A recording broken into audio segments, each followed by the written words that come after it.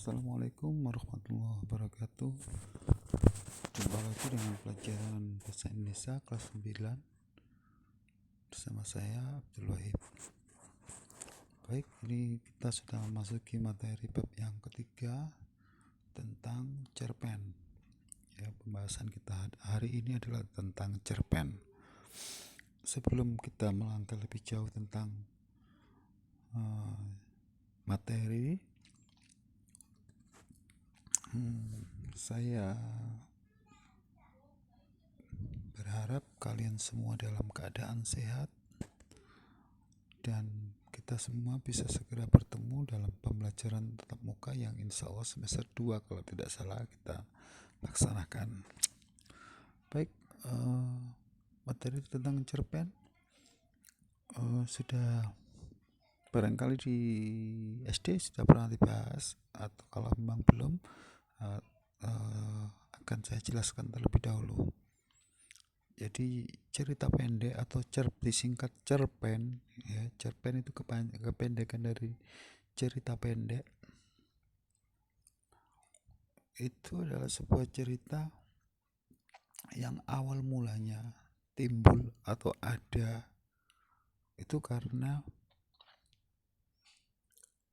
kebutuhan akan sebutuhan koran. Jadi koran, saya jelaskan asal usulnya dulu ya. Jadi koran pada masanya dulu, koran atau surat kabar itu biasanya di hari Minggu itu membuat rubrik itu sebuah ruangan di dalam surat kabar yang digunakan untuk hiburan, ya, rubrik hiburan bagi keluarga. Nah, salah satu contohnya misalnya kalau kamu baca koran di hari Minggu itu kan ada ada teka-teki silang. Nah, pernah lihat toh teka-teki silang atau TTS, ada gambar kartun humor, ada macam-macam tergantung korannya. Kalau kamu biasa baca Kompas, di hari Minggu itu ada sudoku. Tahu sudoku ya? Sudoku itu semacam permainan teka-teki tapi berbentuk angka. Ada juga TTS-nya juga ada kalau di Kompas, tapi kalau di Jawa Pos itu hari Minggu biasanya isinya teka-teki silang, terus kontes foto, terus kartun lucu. Nah, di samping itu juga koran juga memuat tentang cerpen atau cerita pendek. Nah, awalnya cerita pendek ini belum ada, pada masanya itu belum ada cerita pendek. Nah, koran ingin membuat rubrik di medianya sebuah cerita, tapi bagaimana cerita tadi bisa ringkas menyesuaikan bentuk koran yang hanya beberapa lembar, dan untuk rubrik cerpen itu biasanya hanya disediakan 1 halaman. Nah, solusinya pada saat itu adalah cerita bersambung. Jadi sebuah novel yang panjang itu dituangkan dalam koran berbentuk cerita bersambung. Setiap minggu dia ada, atau bahkan setiap hari ada, sampai berhari-hari. Ada kayak novel yang berbentuk cerita bersambung? Ada banyak. Kalau kamu suka membaca novel atau pernah lihat film Indonesia berjudul Perahu Kertas, tahu Perahu Kertas? Nanti kamu lihat, kamu cari di internet film atau buku Perahu Kertas karyanya Dewi Lestari. Itu awal mulanya adalah cerita bersambung yang dimuat di media cetak. Terus akhirnya karena banyak peminatnya, akhirnya dibukukan menjadi sebuah novel. Ternyata novelnya laris, terus dibuat menjadi film. Nah, solusi yang kedua setelah tadi cerita bersambung, bagaimana agar cerita bersambung itu butuh waktu lama. Karena novel itu kan tebel. Novel itu minimal paling sering kita temui paling enggak 100 halaman, paling tipis. Ada yang sampai 600 halaman, 1000 halaman ada. Nah, kalau misalkan novelnya tebalnya sampai 400 halaman, terus terbitnya hanya seminggu sekali di sebuah koran, itu sampai tahunan, bertahun-tahun enggak selesai. Nah, akhirnya ada ide bagaimana agar ceritanya ini diperpendek saja. Maka lahirlah yang namanya cerpen, cerita pendek. Jadi ceritanya hanya 1 halaman koran saja, kadang-kadang nggak sampai 1 halaman. Itu asal usul adanya cerpen. Itu pembukaan ya. Maksud saya ya tak hanya sebagai pengetahuan, kok ada sih cerita bentuknya pendek seperti itu. Ya awal mulanya memang karena koran itu butuh memuat sebuah cerita yang dalam sekali baca ceritanya selesai, tidak perlu bersambung. Jadi ada namanya cerpen tadi itu. Oke, nah pembahasan kita, materi kita pada pertemuan hari ini, kita akan membahas tentang cerpen. Cerpen ya, yang awal mula akan kita bahas adalah struktur ya. Struktur teks cerpen.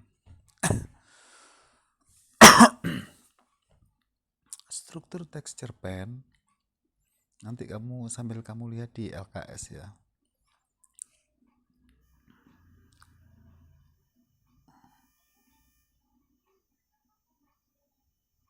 Ini tujuan pembelajaran kita.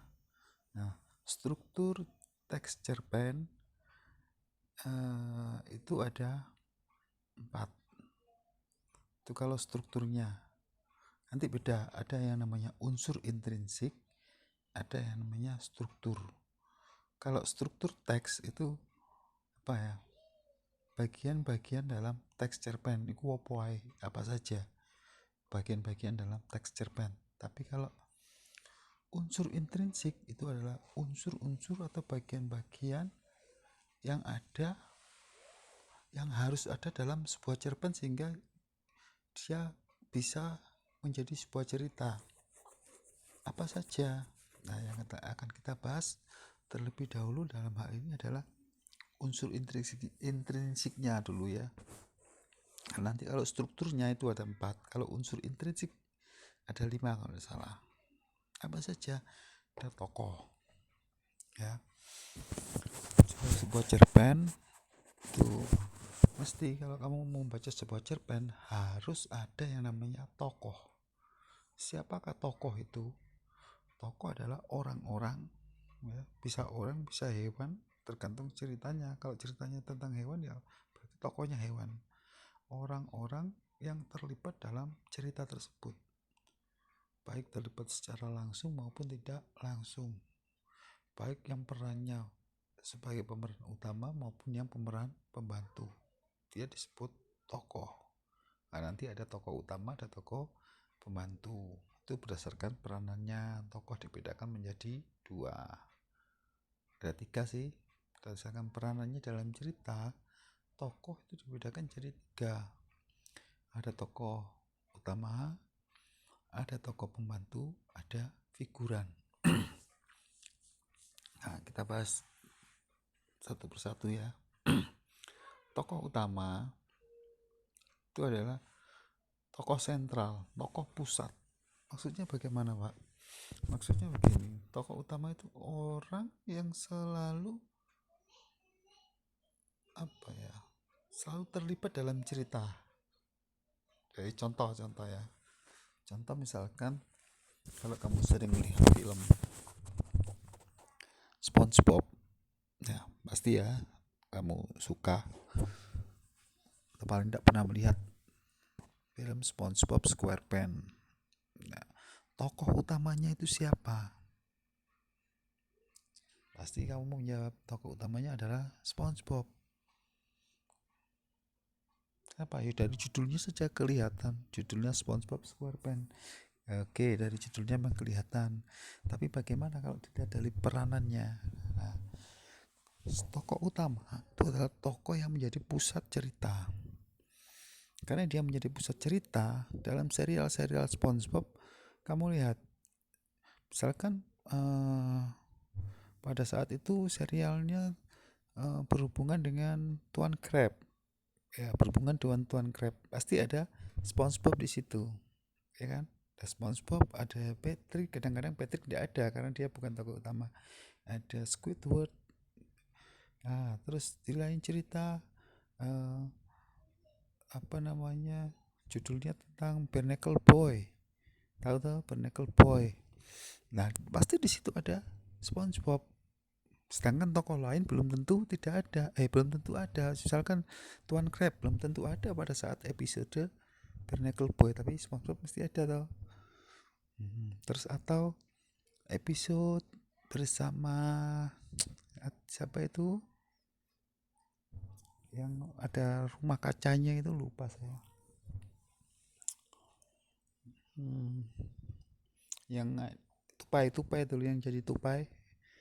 Nah, itu kan pada saat episode itu ada SpongeBob juga, tapi belum tentu ada Tuan Crab, belum tentu ada apa namanya tokoh-tokoh lain. Ya, tahu perbedaannya. Jadi tokoh utama itu tokoh yang menjadi pusat cerita. Apapun ceritanya, tokoh utama selalu ada.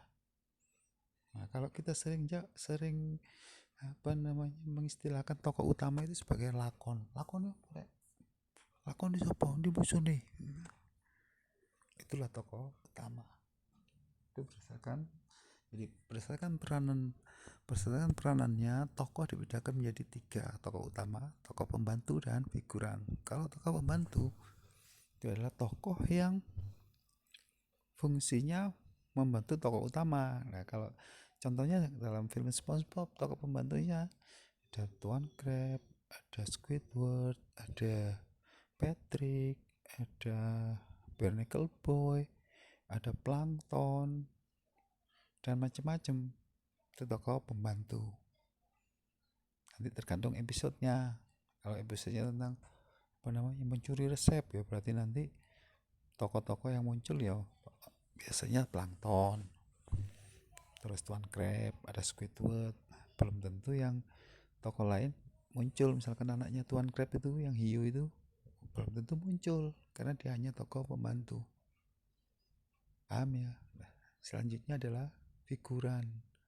Figuran itu tokoh yang peranannya tidak seberapa penting tapi sangat diperlukan dalam sebuah cerita.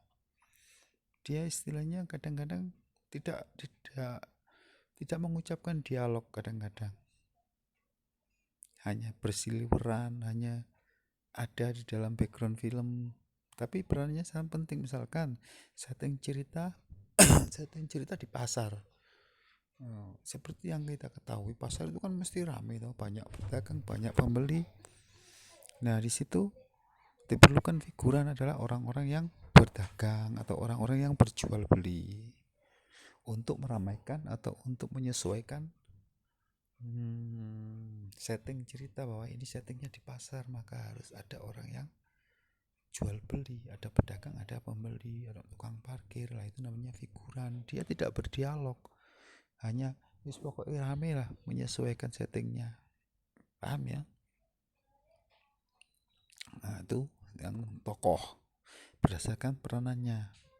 Selanjutnya berdasarkan wataknya, tokoh dibedakan jadi 2: tokoh antagonis dan tokoh protagonis. 3 sih, ada tritagonis.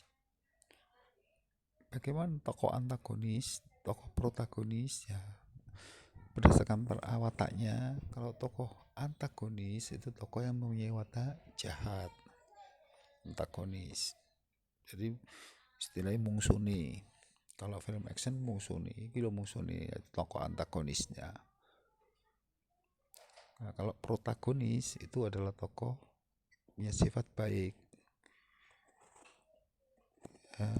Punya sifat baik, istilahnya lakone. Kalau tritagonis itu punya sifat pelerai. Ya, berdasarkan wataknya. Selanjutnya, setelah tokoh yang harus ada dalam cerita adalah setting. Bagaimana pembahasan tentang setting akan kita lanjutkan pada pertemuan selanjutnya, ya. Baiklah, nanti kamu pelajari juga di LKS, kamu lihat unsur-unsur intrinsik, cerpen kamu baca nanti.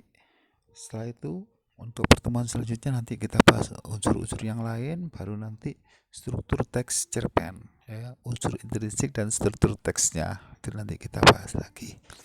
Baik, sekian pertemuan pada hari ini. Sampai jumpa minggu depan. Assalamualaikum warahmatullahi wabarakatuh.